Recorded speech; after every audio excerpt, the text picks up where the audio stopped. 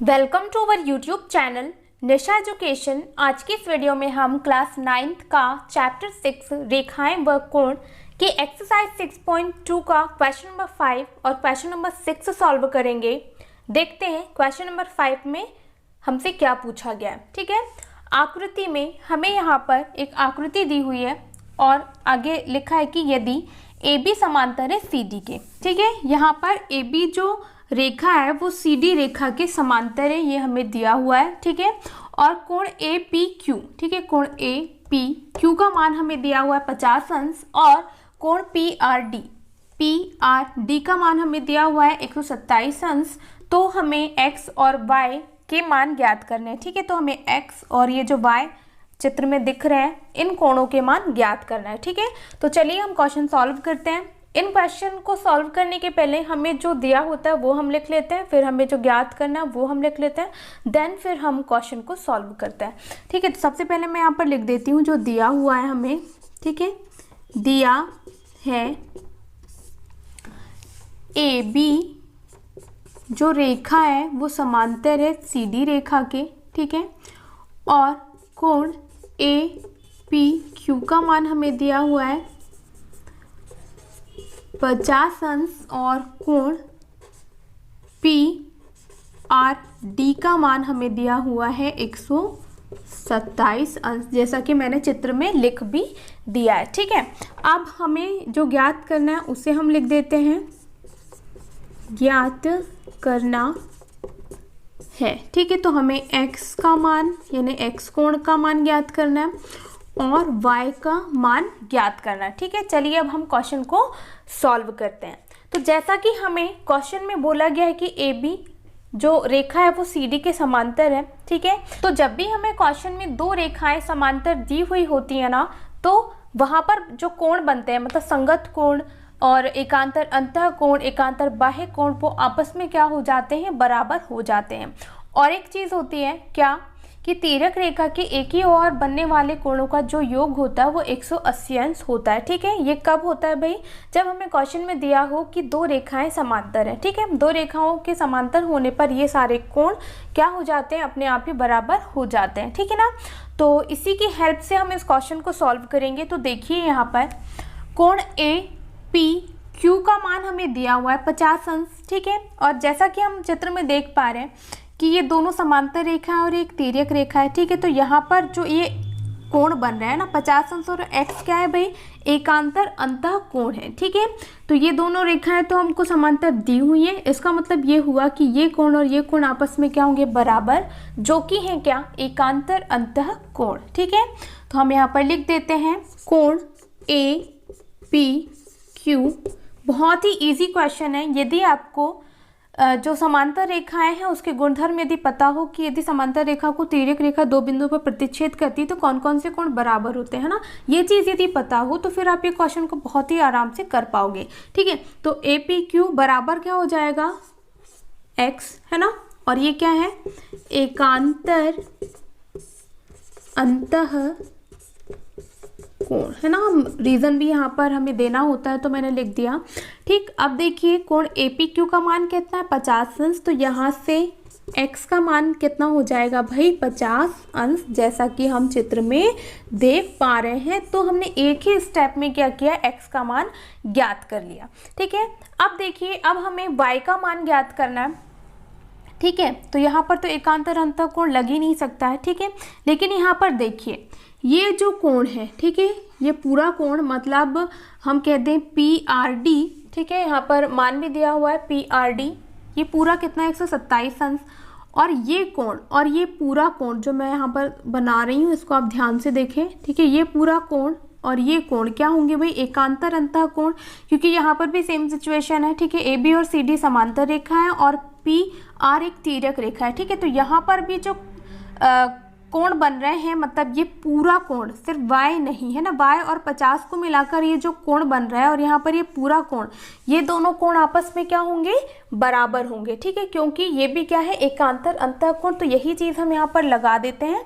ठीक है, तो मैं यहाँ पर लिख देती हूँ कोण APR, कोण APR बराबर होगा कोण PRD के। ठीक है, और रीजन यही आ जाएगा एकांतर अंतः कोण। ठीक है, अब देखिए हम कोण APR को, ठीक है, APR को क्या लिख सकते हैं, ये दो कोणों से मिलकर बना है। ठीक है, तो हम यहाँ पर लिख देंगे कोण APQ धन कोण Y। ठीक है, क्योंकि इन दोनों कोणों को मिलाकर ही कोण APR बना हुआ है। ठीक है, तो हम कोण APR को क्या लिख सकते हैं, कोण APQ धन Y बराबर क्या हो जाएगा, कोण PRD बराबर क्या हो जाएगा यहाँ पर 127 अंश। ठीक है ना, क्योंकि यहाँ पर PRD का मान कितना है 127 अंश, तो इतने कोण का भी मान क्या हो जाएगा 127 अंश। तो मैं यहाँ पर लिख देती हूँ कोण APQ धन Y बराबर कितना हो जाएगा 127 अंश। ठीक है ना, ये कोण और ये दोनों कोण, या कह लें कि ये कोण और ये कोण दोनों आपस में बराबर हैं, तो इस कोण का यदि मान 127 है तो इसका मान भी कितना होगा 127 अंश। तो वही चीज़ हमने यहाँ पर लिख दिया है। अब देखिए APQ का मान हमें पता है, तो मैं यहाँ से लिख देती हूँ 50 अंश धन यहाँ से क्या हो जाएगा Y बराबर कितना हो जाएगा 127 अंश। तो हम बहुत ही इजीली यहाँ से Y का मान निकाल लेंगे। ठीक है, तो 127 अंश ऋण कितना होगा 50 अंश। देखिए अब हम इसे आगे सॉल्व करेंगे तो ये हो जाएगा Y बराबर 127 अंश में से 50 अंश घटाएंगे तो यहाँ पर बचेगा 77 अंश या 77 डिग्री।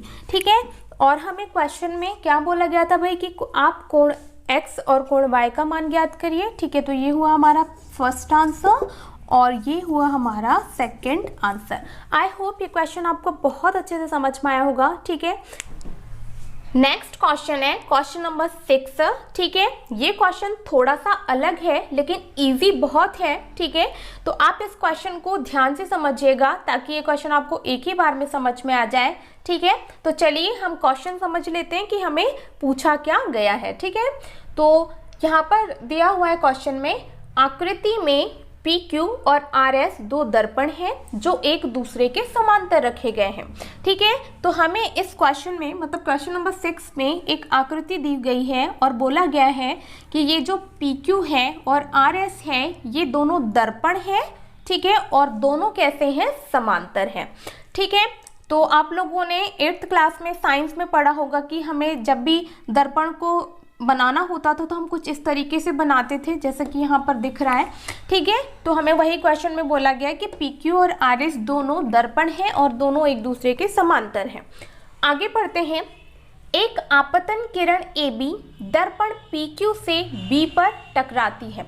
ठीक है, तो यहाँ पर एक किरण दिख रही होगी है ना, मैंने यहाँ पर बनाया हुआ है या चित्र में दिया हुआ है कि AB एक किरण है जो PQ दर्पण पर B बिंदु पर टकराती है और परावर्तित किरण पथ BC पर चलकर दर्पण RS से C पर टकराती है। ठीक है, और ये जो परावर्तित किरण है ये BC पथ या मार्ग से जाती हुई दर्पण RS पर बिंदु C पर टकराती है और इसी बिंदु से फिर परावर्तित हो जाती है ना, पुनः CD के अनुदिश परावर्तित हो जाती है। तो हमें सिद्ध करना है कि AB समांतर है CD रेखा के। ठीक है, हमें इन दोनों रेखाओं को क्या करना है, समांतर सिद्ध करना है। ठीक है, और मैं आप लोगों को यहाँ पर एक चीज़ बता दूं कि जब कभी हमें किन्हीं दो रेखाओं को समांतर सिद्ध करना होता है तो उसके लिए उन दोनों रेखाओं में या तो एकांतर कोण बराबर होने चाहिए या फिर संगत कोण बराबर होने चाहिए या फिर तिर्यक रेखा के एक ही और बनने वाले कोणों का योग 180 अंश होना चाहिए। ठीक है, तो जैसा कि हम यहाँ पर देख पा रहे हैं ये हमें एक तिर्यक लाइन दिख रही है। ठीक है, और संगत कोण तो यहाँ आ ही नहीं सकते हैं। हम यहाँ पर क्या कर सकते हैं कि हम इस कोण को और इस कोण को, यदि हम यहाँ पर किसी तरह इस कोण को और इस कोण को बराबर सिद्ध कर देना तो फिर ये क्या होगा भाई, ये एकांतर कोण हो जाएगा। ठीक है, और जब कभी एकांतर कोण बराबर होते हैं तो वो दोनों रेखाएं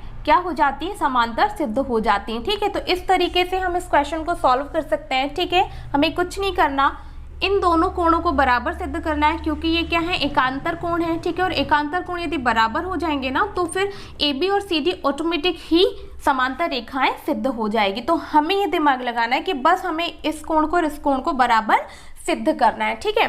तो इसके लिए ना हमें यहाँ पर एक लंब खींचना पड़ेगा या फिर मैं कह लूं अभिलंब खींचना पड़ेगा, ठीक है। मैं आप लोगों को यहाँ पर एक चीज बता देती हूँ, इसे ध्यान से देखिएगा, ठीक है। सपोज दैट ये एक दर्पण है, ठीक है, और ये चीज ना आप लोगों ने 8th क्लास में साइंस में जरूर पढ़ी होगी, ठीक है।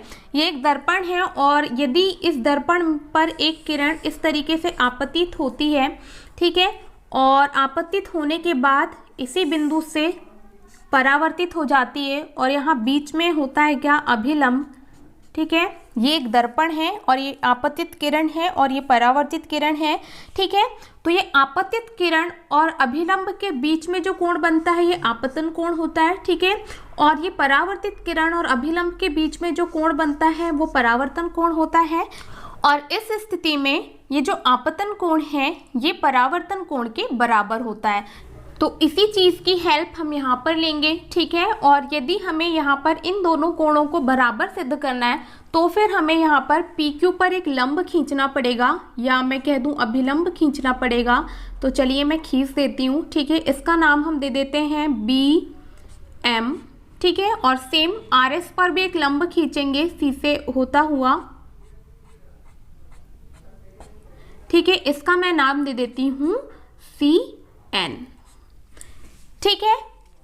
तो देखिए अब यहाँ पर होगा ये कि यहाँ पर ये जो कोण बन रहा है, ठीक है, इसका नाम दे देते हैं कोण 1, कोण 2 और ये हो जाएगा कोण 3 और ये कोण 4, ठीक है। तो यहाँ पर कोण 1 और कोण 2 क्या होगा, बराबर, जैसा कि मैंने यहाँ पर बताया सेम स्थिति है, ठीक है, कि एक दर्पण है, यहाँ पर एक आपतित किरण आई, परावर्तित किरण यहाँ से चली गई इसी बिंदु से, ठीक है, बीच में अभिलंब है। तो यहाँ पर बनने वाले आपतन कोण और परावर्तन कोण दोनों क्या होंगे, आपस में बराबर। तो सेम यहाँ पर कोण 1 और कोण 2 क्या होगा, बराबर, ठीक है। और यहाँ पर भी कोण 3 और कोण 4 क्या होगा, बराबर। तो चलिए इस क्वेश्चन को हम सॉल्व करते हैं, ठीक है। बहुत ही ईजी क्वेश्चन है, जो हमें दिया हुआ है ना उसको हम लिख लेते हैं, ठीक है। दिया है, क्या दिया है कि PQ और RS दर्पण है जो एक दूसरे के समांतर रखे गए हैं। तो हम डायरेक्ट यहाँ लिख देते हैं कि PQ समांतर है किसके, RS के, ठीक है। और यहाँ पर AB, मतलब यहाँ से चित्र से बता देती हूँ, AB, BC और CD क्या है, किरण। तो मैं यहाँ पर लिख देती हूँ AB, BC और CD किरण है, ठीक है। अब हमें जो सिद्ध करना है उसे लिख देते हैं, सिद्ध करना है। क्या सिद्ध करना है हमें, AB समांतर CD सिद्ध करना है। तो उसी चीज को हम यहाँ लिख देते हैं, AB समांतर CD हमें सिद्ध करना है, ठीक है। और हमने इस क्वेश्चन में रचना भी की है तो हम रचना लिख देते हैं, ठीक है। रचना क्या की है भाई, PQ पर लंब खींचा है BM, ठीक है। तो यहाँ लिख देते हैं PQ लंब BM, ठीक है। और यहाँ पर RS लंब, RS पर लंब खींचा हमने CN, ठीक है। यहाँ पर खींचा भी लिख देते हैं, ठीक है ना। अब देखिए, अब हम इसे क्या करेंगे, सिद्ध करेंगे। तो जैसा कि मैंने आप लोगों को यहाँ पर बताया कि यहाँ पर बनने वाला आपतन कोण और परावर्तन कोण क्या होंगे, आपस में बराबर। तो जैसा कि मैं आप लोगों को बता ही चुकी हूँ, तो यहाँ पर भी सेम स्थिति है। तो यहाँ पर कोण 1 और कोण 2 आपस में क्या होंगे, बराबर। तो मैं यहाँ पर लिख देती हूँ सिद्ध में, ठीक है। कोण 1 बराबर क्या होगा, कोण 2 और कोण 3 बराबर क्या होगा, कोण 4। इसको दे देते हैं हम इक्वेशन नंबर फर्स्ट, इसको दे देते हैं इक्वेशन नंबर सेकंड। और यहाँ पर हम रीजन भी दे देते हैं कि आपतन कोण और परावर्तन कोण बराबर होते हैं, ठीक है, यहाँ पर भी आप सेम चीज़ लिख देंगे। ठीक है, फिर आगे देखिए, यहाँ पर ना आप लोगों को BM और CN दो अभिलंब दिख रहे हैं, ठीक है, या लंब दिख रहे हैं। तो मैं आप लोगों को यहाँ पर एक चीज़ बताना चाहूँगी कि यदि हम किन्हीं भी दो समांतर रेखाओं के बीच कितने ही लंब खींचे तो ये जो लंब होते हैं ना वो आपस में भी क्या होते हैं, समांतर होते हैं। मतलब समांतर रेखाओं के बीच खींचे गए लंब आपस में या परस्पर भी समांतर होते हैं।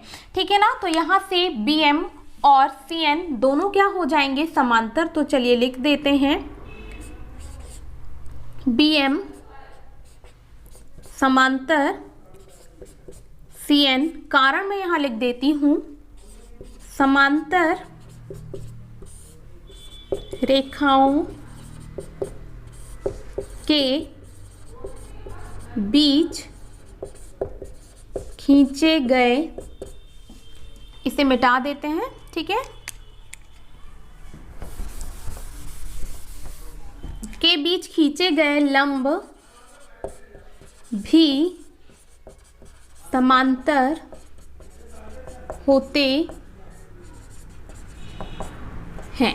ठीक है, समांतर रेखाओं के बीच खींचे गए लंब भी क्या होते हैं, समांतर होते हैं। अब देखिए यहाँ पर BN और ये जो CN है ना, ये दोनों क्या समांतर। ठीक है, और समांतर रेखाओं के बीच में यदि एक तिर्यक रेखा होती है तो वहां पर बनने वाले एकांतर कोण क्या होते हैं, आपस में बराबर। तो देखिए यहाँ से ये जो हाफ कोण है ना, सिर्फ ये कोण 1 और इधर से सिर्फ कोण 3, ये दोनों आपस में क्या होंगे, मैंने डार्क कर दिया है, ये दोनों आपस में क्या होंगे, एकांतर कोण। और एकांतर कोण क्या हो जाएंगे, बराबर, क्योंकि BM और CN दोनों क्या है, समांतर रेखाएं। ठीक है, तो समांतर रेखाओं के बीच तिर्यक रेखा होने पर वहां पर बनने वाले एकांतर कोण क्या होते हैं, बराबर। तो मैं यहाँ से लिख देती हूँ कोण 1 बराबर क्या हो जाएगा, कोण 3, और यहाँ पर हम रीजन दे देंगे एकांतर कोण। ठीक है, इसे दे देते हैं इक्वेशन नंबर 3, क्योंकि इसकी हमें आगे जरूरत पड़ने वाली है। ठीक है, अब देखिए समीकरण 1 और 2 से हम क्या देख पा रहे हैं। ठीक है ना, समीकरण 1 में हम देख पा रहे हैं कि ये जो कोण 1 है और कोण 2 हैं ये आपस में बराबर हैं। ठीक है, तो क्या मैं यहाँ पर कोण 1 की जगह पर कोण 2 लिख सकती हूँ? ठीक है, बिल्कुल लिख सकती हूँ, क्योंकि ये दोनों कोण क्या है, आपस में बराबर। ठीक है, और बराबर है तो हम कोण 1 की जगह कोण 2 लिख सकते हैं। ठीक है, तो यहाँ पर हम लिख देते हैं कोण 2 बराबर, और यहाँ हम रीजन भी दे देंगे। ठीक है, समीकरण 1 और 2 से करके। अब देखिए कोण 3 को हम क्या लिख सकते हैं, कोण 3 और कोण 4 आपस में बराबर हैं। ठीक है, तो यदि हम कोण 3 को कोण 4 भी लिखें तो कोई फर्क नहीं पड़ेगा, क्योंकि दोनों कोण क्या है, आपस में बराबर। तो मैं यहाँ पर लिख देती हूँ कोण 2 बराबर क्या हो जाएगा, यहाँ पर कोण 4। ठीक है, और यहाँ पर हम रीजन दे देते हैं समीकरण 1 व 2 से। ठीक है, और इसे दे देते हैं इक्वेशन नंबर 4। ठीक है, अब देखिए बस हमें जो सिद्ध करना है वो आने ही वाला है। अब हम क्या करेंगे, समीकरण 2 को जोड़ देंगे। ठीक है, क्योंकि हमें AB समांतर CD सिद्ध करना है ना, इसीलिए। ठीक है, तो मैं यहाँ पर लिख देती हूँ समीकरण 3 और 4 को जोड़ने पर। तो जैसा कि दो समीकरणों को जोड़ना आप लोगों को आता होगा। ठीक है, लेफ्ट हैंड साइड से लेफ्ट हैंड साइड जुड़ता है और राइट हैंड साइड से राइट हैंड साइड जुड़ता है। तो चलिए मैं यहाँ पर जोड़ देती हूँ। यहाँ पर हो जाएगा कोण 1 धन लेफ्ट हैंड साइड क्या है समीकरण 2 का ये, तो यहाँ पर हो जाएगा कोण 2 बराबर, यहाँ से हो जाएगा कोण 3 है ना, राइट हैंड साइड से राइट हैंड साइड को जोड़ना है, धन यहाँ पर हो जाएगा कोण 4। ठीक है, तो अब शायद नीचे ना दिखे तो इसके आगे मैं यहाँ पर सॉल्व कर देती हूँ। ठीक है, कोण 1 धन कोण 2 बराबर कोण 3 धन कोण 4, समीकरण 1 और 2 को जोड़ने पर ये आ चुका है। ठीक है, अब देखेंगे हम चित्र में। तो जैसा कि यहाँ पर एक साइड क्या है, कोण 1 धन कोण 2। ठीक है, कोण 1 धन कोण 2 ये क्या होगा, ये पूरा कोण होगा। ठीक है, और इस कोण को हम क्या लिख सकते हैं, कोण ABC लिखा जा सकता है, बिल्कुल लिखा जा सकता है। ठीक है, तो कोण ABC कहाँ से आया, यहाँ से आया। ठीक है, सेम यहाँ पर कोण 3 और कोण 4 को क्या लिखा जा सकता है, कोण BCD लिखा जा सकता है। ठीक है। तो मैं यहाँ पर लिख देती हूँ कोण BCD, ठीक है। तो जैसा कि मैंने आप लोगों को क्वेश्चन के स्टार्टिंग में ही बताया था कि यदि हम किसी भी तरह कोण ABC और कोण BCD को बराबर सिद्ध कर दें तो फिर हमें जो सिद्ध करना है वो आ जाएगा, ठीक है। क्योंकि यहाँ पर ये दोनों कोण कैसे हैं, एकांतर कोण, और किन्हीं भी दो रेखाओं के बीच यदि एकांतर कोण क्या हो बराबर, तो फिर वो दोनों रेखाएं क्या सिद्ध हो जाती हैं, समांतर, ठीक है। तो हम यहाँ पर लिख देते हैं क्योंकि कोण ABC और कोण BCD एकांतर कोण है, ठीक है, एकांतर कोण है और बराबर भी हैं, ठीक है। अतः AB समांतर क्या हो जाएगा, CD, ठीक है। और यही हमें क्या करना था, सिद्ध करना था। तो आई होप ये क्वेश्चन आपको बहुत अच्छे से समझ में आया होगा, ठीक है। मैं फिर से बता देती हूँ शॉर्ट में, क्योंकि क्वेश्चन थोड़ा सा अलग है ना, तो एक बार और समझ लेंगे तो आप बिल्कुल इसे कर ही पाएंगे, ठीक है, बिना देखे। तो देखिए यहाँ पर ये PQ और RS हमें समांतर दिया हुआ था, तो मैंने यहाँ पर दिया है, मैं लिख दिया, ठीक है। और AB, BC और CD किरण है, तो ये तो हम लिख ही सकते हैं, मतलब जो चीज़ दी हुई होती है ना उसे तो बहुत आसानी से लिखा जा सकता है, ठीक है। फिर सिद्ध करना है हमें, हमने क्या लिखा, जो हमें सिद्ध करना है AB समांतर CD, तो वो हमने लिख दिया, ठीक है। फिर हमने रचना लिखा, ठीक है, कि हमने PQ पर लंब खींचा BM और RS पर लंब खींचा CN, तो उसी चीज को हमने लिख दिया। तो यहाँ तक तो ये क्वेश्चन बहुत ज्यादा इजी है, कहाँ तक, रचना तक, ठीक है।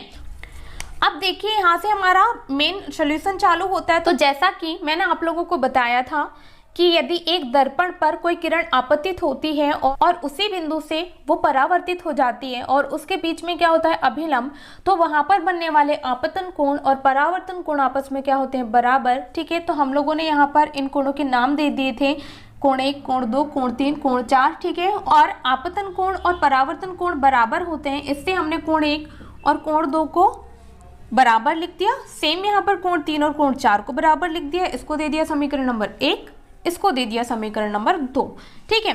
और यहाँ पर BM और CN भी क्या होंगे, समांतर। क्यों होंगे, क्योंकि समांतर रेखाओं के बीच में यदि लंब खींचे जाते हैं तो वो भी आपस में क्या होते हैं, समांतर। तो हमने दोनों को क्या कर दिया, समांतर। अब दोनों समांतर हो गए तो यहाँ पर जो एकांतर कोण बन रहे हैं वो भी होंगे बराबर, तो मैंने लिख दिया कोण 1 बराबर कोण 3, ठीक है। और समीकरण 1 और समीकरण 2 से हम कोण 1 को कोण 2 लिख सकते हैं और कोण 3 को कोण 4 लिख सकते हैं, ठीक है। अब हमने क्या किया, ये जो पहली लाइन मैंने लिखी थी इसको समीकरण नंबर 3 दे दिया और ये दूसरी लाइन लिखी थी इसको समीकरण नंबर 4 दे दिया, ठीक है। और जैसे ही हमने जोड़ा तो यहाँ पर कोण ABC और BCD दोनों क्या हो गए, बराबर, ठीक है। और ये दोनों क्या है, एकांतर कोण, ठीक है। तो क्योंकि कोण ABC और कोण BCD एकांतर कोण है, अतः AB और CD क्या हो गई, समांतर। आई होप क्वेश्चन नंबर 5 और क्वेश्चन नंबर 6 आप लोगों को बहुत अच्छे से समझ में आया होगा। यदि आपको ये वीडियो पसंद आई हो तो इसे लाइक जरूर करें, ठीक है। और प्लीज़ इसे अपने दोस्तों के साथ ज़्यादा से ज़्यादा शेयर करें ताकि हमारी भी हेल्प हो जाए, ठीक है। और यदि मेरे चैनल पर नए हैं तो प्लीज़ चैनल को सब्सक्राइब करके ज़रूर जाएं। Thank you.